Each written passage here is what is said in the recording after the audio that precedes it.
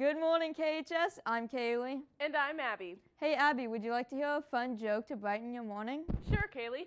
Okay, did you hear about the claustrophobic astronaut?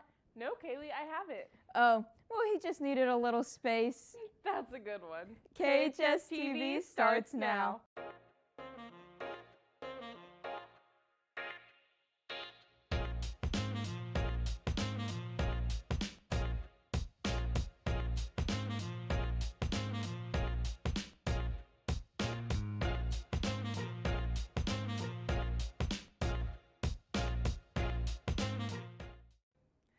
Kaylee, graduation is quickly approaching. Can you remind me what we need to do before our big day? Yes, Abby, students should submit one senior picture and one baby picture to compile in a senior slideshow that will play prior to the graduation ceremony. We would love to include all seniors in this. Please submit these photos to the Google form found in your email by Ms. Rose by no later than April 2nd. If you have any questions, please email Mr. Hill, hilljay@ksdr1.net, or Mr. Miller, millerdan@ksdr1.net. That is going to be such a cool video. You know what else is cool, Abby? Science? You are so right, Abby. Speaking of science, the 2020 U.S. Crystal Growing Competition, which is a national science competition held by the University of Buffalo and sponsored by the National Science Foundation, announced the results this past weekend. No way. That is so cool. Congratulations to Mike Travis for taking second place in the 9 through 12 category, winning a certificate and $100. The 2021 competition will take place in October, so listen for announcements next school year. Abby, this year has been crazy. Schooling has been so different, but I have to say I love this hybrid schedule. Yes, Kaylee, I think everyone has a different view. A global pandemic, something nobody thought they'd face. That brought every KHS student to the same question: what will my education look like? For the first time ever, students had a hybrid schedule, or they could choose to be completely online with KSD Connect. I chose to do online because this is a new school for me. I moved a lot, so I thought it would be easier on me, and I'm not like really good at making friends and stuff, so I thought that being online would be way easier than what it was. Originally, I think I had been comfortable being online just because I was homeschooled last year, and I was kind of thriving in that online environment, and that was what I was really adjusting to. I wanted to begin the school year online because I had a couple of my great-grandparents that they were struggling at home, so I stayed home and helped them around the place, and just time management with schoolwork got it done easier. A pro is that they send it all at the one time, so you can have all your assignments there at one time, so you can do it, but also you're doing it at home, so you're going to be lazy too. The pro for online was definitely, like I said, being able to stretch it out, and the con for online was sometimes you'll just put stuff off for too long and then won't get it done. At semester, some students made the choice to move from online to hybrid scheduling. My online schooling honestly was pretty free flow, and I felt like I was much more dependent on outside resources like my friends, YouTube videos to kind of guide me through what I didn't understand. But definitely being in person now, I'm much more reliant on my teachers, kind of getting that hand-on-hand interaction. Schooling was definitely easier just because you could stretch out when you did your assignments and got them done at your own pace. But for some, they discover in-person is a better fit for them. I think that being in person is way better than online because you have teachers who have to do both, so that's harder on them, and also they're doing mostly in person majority of the time.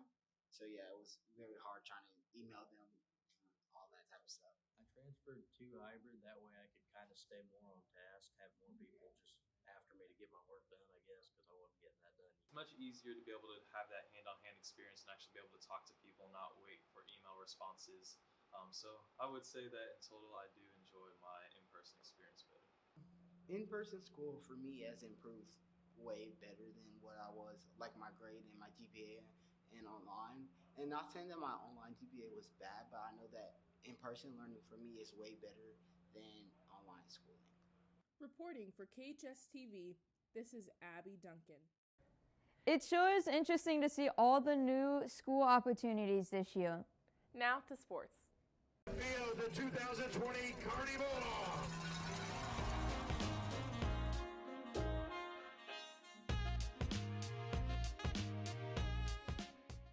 Hey K-Mo, I'm Gabe here with your sports. The JV's boys basketball team traveled to Platte County last Friday for a conference matchup. In the second half, the Bulldogs fought hard until the final buzzer, but they could not close the gap and ultimately fell 69-48. The JV boys basketball team hosted Grandview last night in another conference matchup. In the first half, the boys had their first overtime game of the season. They were able to make plays on both ends of the floor and finish the back and forth battle with a score of 49-46. The JV boys are 9-5 on the season and 4-5 in conference play. The varsity boys basketball team traveled to Platte County last Friday to take on the Pirates in their third game of the season. The game was back and forth until the Pirates took a 12-point lead with 6 minutes to go in the third quarter. The Bulldogs continued to fight back and forth.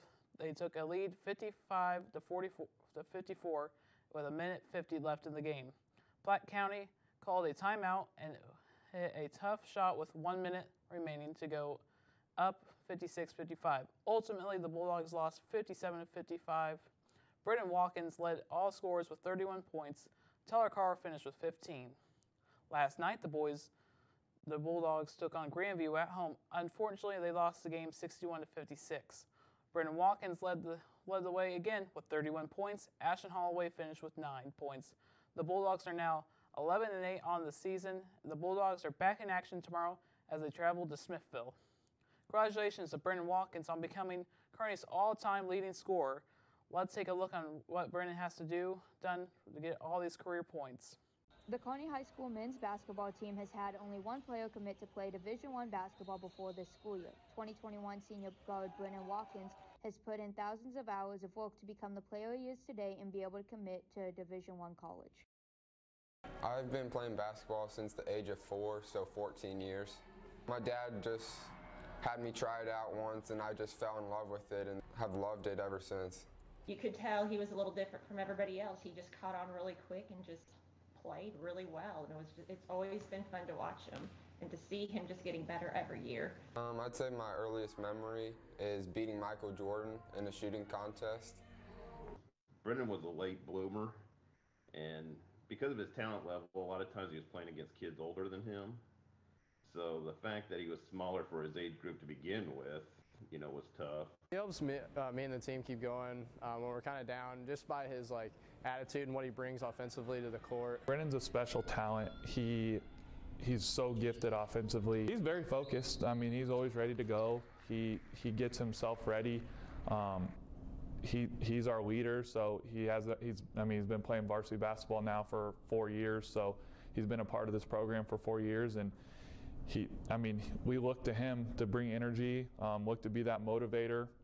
When Brennan's really energetic and talking and communicating, our team is really good. He's a team player, but he can also be flashy. He loves to shoot the three. Brennan at timeouts can be, it kind of depends on how he's doing. If he's doing really good, he's really energetic and helps us out. But if he's not playing the best game, he kind of likes to stay quiet and have some water. So. I committed to VMI, Virginia Military Institute. Love the coaching staff, and I love how they play. That process was very stressful, honestly. Because of COVID, there's lots of new rules going through the NCAA, and I honestly didn't know if I was going to receive a scholarship offer. Brennan has set numerous records at Kearney High School. He set 7 records alone in his 2019 to 2020 Kearney basketball season.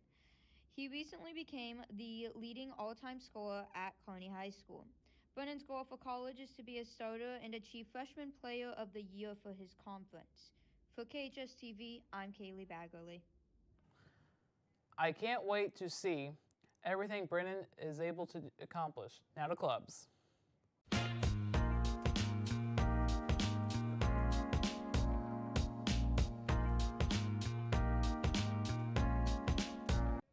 The journalism department is looking for some new people to join it. We want you to join us as part of the KHS journalism program. There are no tests. It looks fantastic on a college or scholarship application. And in a non-COVID year, we eat a lot of food and we travel and laugh a lot. It provides real-world experiences and it gives you a place to belong here at Kearney High School. We created a 224-page yearbook, which is a national crown finalist and viewed across the country each year.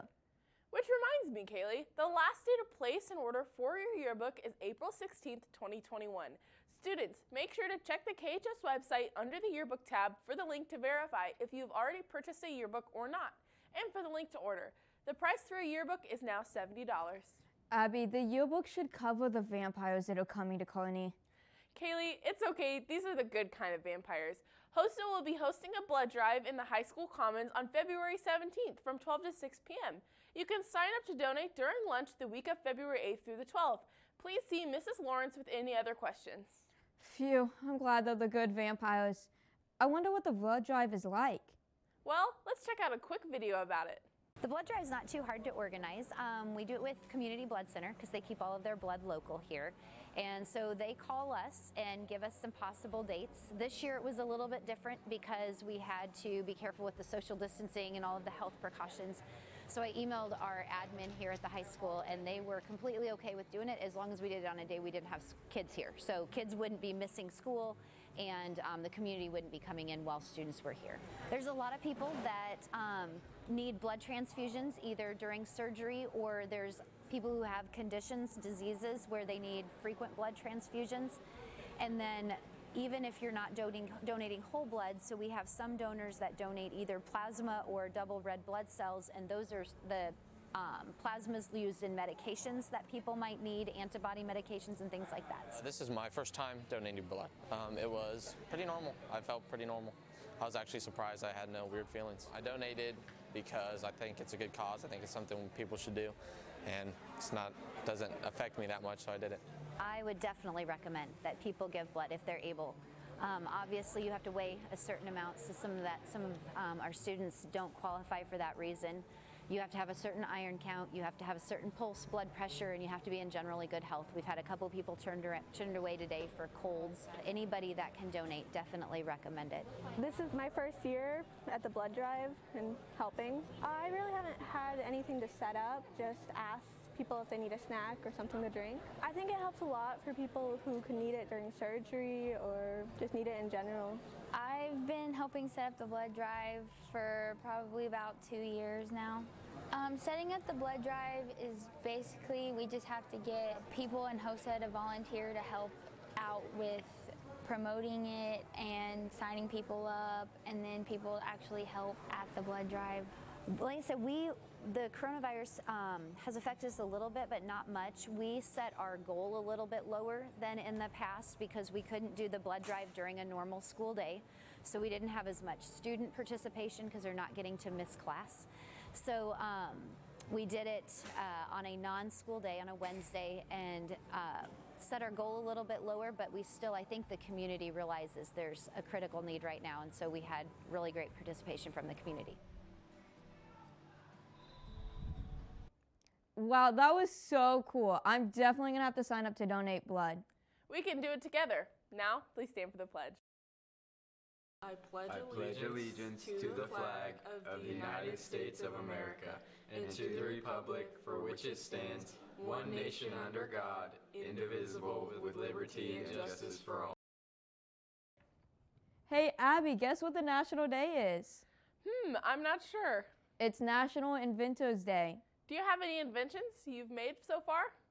No, but one of my favorite inventions is Jeff Bezos' Amazon. I don't know what I would ever do without Amazon. Oh, Kaylee. Until next time, KHS, I'm Abby. And I'm Kaylee. Have an amazing day, KHS.